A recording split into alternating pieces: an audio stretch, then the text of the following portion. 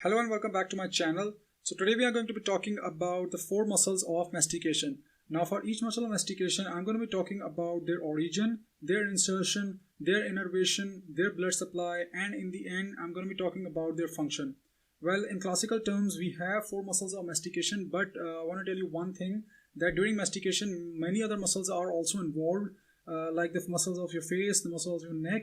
But in classical terms, only four muscles of mastication are the main muscles that are involved in mastication. Therefore, I'm going to be talking about these four muscles only. So let's start. So first of all, we have the temporalis muscle. So the temporalis muscle is a fan-shaped muscle that originates from the side of your skull, as the name suggests, from your temporal fossa. The temporal fossa is a shallow-shaped depression on the side of your skull. The muscle then condenses into a tendon-like structure, and this tendon-like structure gets inserted into the coronary process and the anterior margin of the ramus of your mandible. So this muscle originates from your temporal fossa while gets inserted into the coronary process and the anterior margin on the ramus of your mandible. So it is innervated by the mandibular branch of the trigeminal nerve. Well, all of muscles of mastication are innervated by the mandibular branch of the trigeminal nerve. So the temporalis muscle receives its blood supply from three primary arteries, which are the anterior deep temporal artery, the middle deep temporal artery, and the posterior deep temporal artery. So when we talk about the function of temporalis, so it has three important functions that it performs. The first function is the elevation of your mandible, which causes the closure of your mouth or your jaw. And the second function is retraction of your mandible, which pulls your jaw backwards in the posterior direction. So it has two very important functions. First is the closure of your mouth, and the second is the posterior retraction of your mandible. So temporalis is basically concerned more with the moving and stabilizing of the mandible, while the lateral muscles are more of a power producer. Temporalis is not the main power producer of your jaw. However, it is responsible for the movement and stabilizing your jaw. So next muscle we have our masseter muscle. Now this muscle is the most powerful muscle of mastication among the four. So masseter can be divided into two parts or two heads. One is the superficial part and the next one is the deep part. So both of these parts have different origin, while the insertion of both of these parts is the same. So the superficial part originates from the maxillary process of the zygomatic bone, while the deep part originates from the zygomatic arc of the temporal bone. So both of these parts run inferiorly and get attached to the ramus of mandible and also the angle of mandible. So as I've already mentioned, all muscles of mastication are innervated by the mandibular branch of the trigeminal nerve. So masseter is also innervated by the mandibular branch of trigeminal nerve. So this muscle receives its blood supply from the masseteric branch, which is a branch of internal maxillary artery. Now when we talk about the function of this muscle, so this muscle is primarily responsible for the elevation of your jaw. So therefore it is responsible for the closure of your jaw, but like I've already mentioned, the temporalis is also responsible for the closure of your jaw, but masseter is the main power producer of your jaw. Just a quick fact, that did you know that molars can exert a pressure of about 200 pounds, and even in some cases it's recorded to go above 250 pounds. Some humans have that capability of producing a 250 pound bite force. So where does all this power come from? So all this power comes from your masseter muscle, which is the main power producer of your jaw, and it is the most powerful muscle among all of muscles of mastication.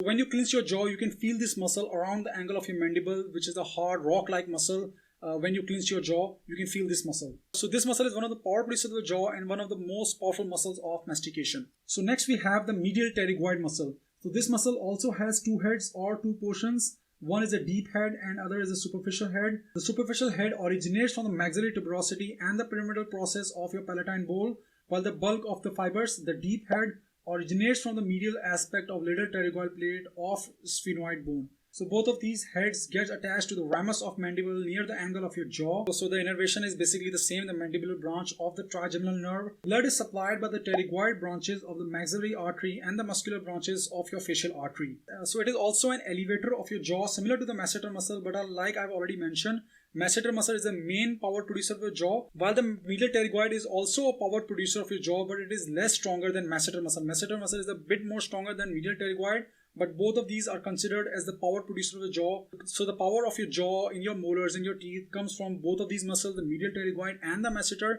but masseter is more stronger and more powerful than your medial pterygoid. So the last muscle we have is the lateral pterygoid muscle. So this muscle also has two heads, which are named as superior head and the inferior head. The superior head originates from your greater wing of sphenoid, while the inferior head originates from the lateral pterygoid plate of sphenoid bone. So both of them originate from the same bone, but the parts of the bone are different. So the superior head originates from the greater wing, while the inferior head originates from the lateral pterygoid plate of the sphenoid bone. Both of these heads converge into a single tendon and get attached to the neck of the mandible, and to be more specific, the condyle of the mandible. So the lateral pterygoid muscle receives its blood supply from the pterygoid branches of the maxillary artery and also from the ascending palatine branches of your facial artery.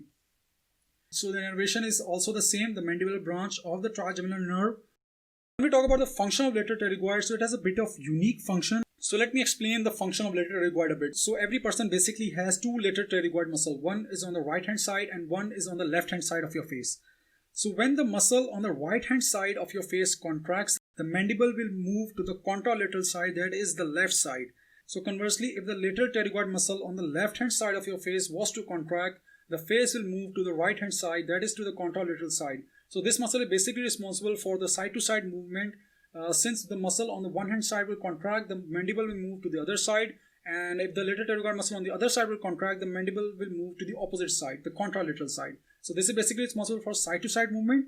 So however, if both the muscles, one on the right hand side and one on the left hand side, were to contact simultaneously, they will produce the protraction of your mandible. This means the mandible, the jaw, will be pushed forward. So the lateral pterygoid is not only involved in side to side movement, but it is also involved in the protraction of the mandible, that is to push your mandible forward.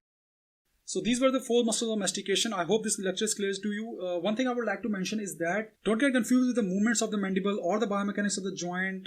Like for example, I already told that the masseter is responsible for the elevation of your jaw and the lateral pterygoid is responsible for side to side movement.